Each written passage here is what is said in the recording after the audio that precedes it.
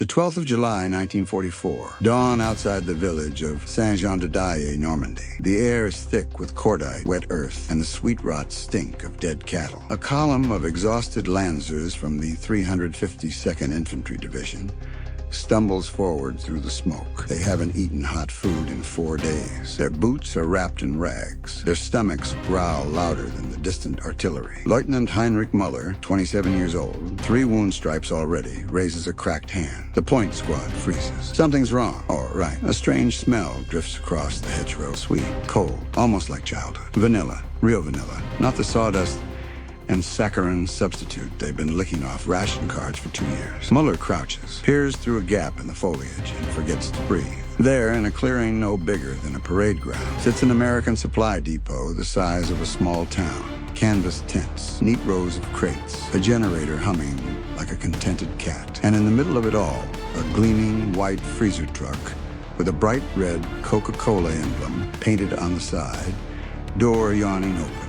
Cold vapor curling out like dragon breath. One of his men, a Berlin boy who used to steal apples before the war, actually moans. Herr Leutnant, is that ice cream? Muller doesn't answer. He's staring at cases of Hershey bars stacked higher than his head, at crates of real cigarettes, Chesterfields, Lucky Strikes, tossed around like kindling, at a private in a clean uniform calmly handing another soldier a frosted bottle of Coke. Condensation running down the glass like diamonds. The Americans haven't even posted a guard. They're laughing, playing catch with a baseball, eating ice cream with little wooden spoons. Muller's radio man, Gefreiter Karl Weber, whispers the sentence that will haunt the entire company for the rest of their lives. They're so rich, they don't even care we're here. The company moves forward like ghosts. No orders needed. Rifles stay slung, hands open, palms out. Even the MG-42 crew lowers the barrel. For the first time in years, no one is afraid of being shot. They're afraid of waking up. Muller steps into the depot first. His boots crunch on gravel that's cleaner than most German village streets. An American sergeant with a sunburned nose looks up from his ice cream carton, spoon halfway to his mouth. "Hey, Krauts," he says in slow, friendly English, then shrugs and waves them in. "Help yourselves, boys. Plenty to go around." Plenty. The word hits Muller like a slap. His men don't riot. They don't cheer.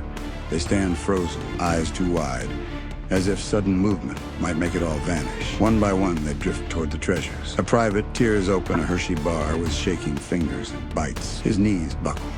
He sits in the dirt and cries without sound, chocolate smeared across his unshaven cheeks, like war paint in reverse. Gefreiter Weber finds the Coca-Cola, real glass bottles, ice cold. He cradles one like a newborn, pulls the cap with his bayonet, and drinks. The fizz explodes in his mouth. He closes his eyes, and a single tear cuts a clean line through the grime on his face. "Cold," he whispers, voice cracking. It's actually cold. Muller watches Oberfeldwebel Richter, 42 years old, Iron Cross First Class from France, 1940.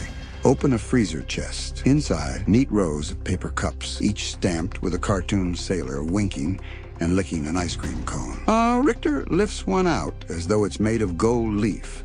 He peels the lid, vanilla swirled with real strawberry. He takes a bite. His shoulders begin to shake, not laughter. The man is sobbing into American ice cream while cradling his Mauser like a child. In that moment, every man in the company understands something too massive for words. Back home, children are eating wallpaper, paste, boiled with beetroot. Old men are being arrested for catching sparrows. The Fuhrer promises wonder weapons that never come. And here, 300 kilometers behind the front, the enemy is so rich they cool sugar water for fun. Muller finds a clipboard hanging on a tent pole, an inventory sheet. Coca-Cola, 18,400 bottles. Ice cream cups, 42,000. Cigarettes, 1.2 million packs. Delivered yesterday. Requisition, signed by some captain whose biggest worry is whether the softball league needs more baseballs. A single line at the bottom, scrawled in pencil. "Tell the boys back home we're thinking of them. Beat Hitler for us." Muller reads it twice. Then he does something he hasn't done since 1939. He sits down in the dirt, puts his head in his hands, and waits for whatever comes next. Because for the first time in 5 years, he no longer believes Germany can win. But the Americans aren't finished shocking the him yet. The American sergeant, his name tape reads,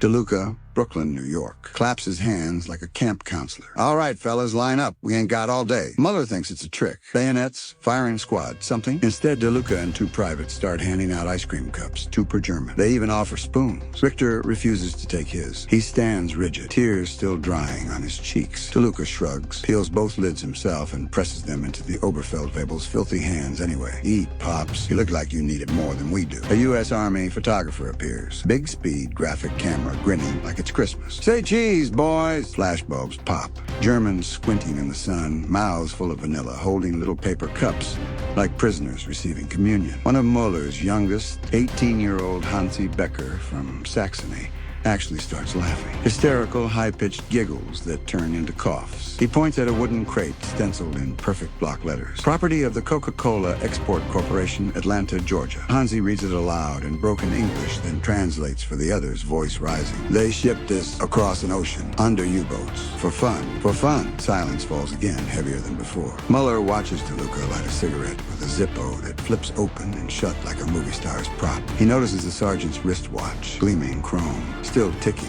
after who knows how many beach landings. He notices the private tossing a baseball wears brand new boots with barely a scuff. He notices the generator powering the freezers runs on gasoline delivered in neat 5-gallon jerry cans, each one stamped with a cartoon elf waving an American flag and the words Walt Disney Fuel. Every detail is a hammer blow. Then comes the question no one has dared ask out loud. Richter finally speaks, voice raw. How many of these depots do you have? DeLuca grins, wipes chocolate from his lip. Buddy, we got so many the quartermaster stopped counting. One outside Cherbourg's bigger than this. Got a damn movie screen and everything, showing Betty Grable tonight. Richter stares at the ice cream cup in his hand. The strawberry swirl is already starting to melt in the July heat. He looks up at the sky, clear blue, full of distant Allied fighter bombers that haven't even bothered to strafe this place. And in perfect quiet German, he says, the sentence that will be whispered from bunker to bunker all the way back to the Rhine. Der Krieg ist aus. Ist nur noch nicht zu Ende. The war is over. It just hasn't stopped yet. Muller hears it. Every man in the company hears it. Some nod. Some start crying again. A few simply sit down and wait for the Americans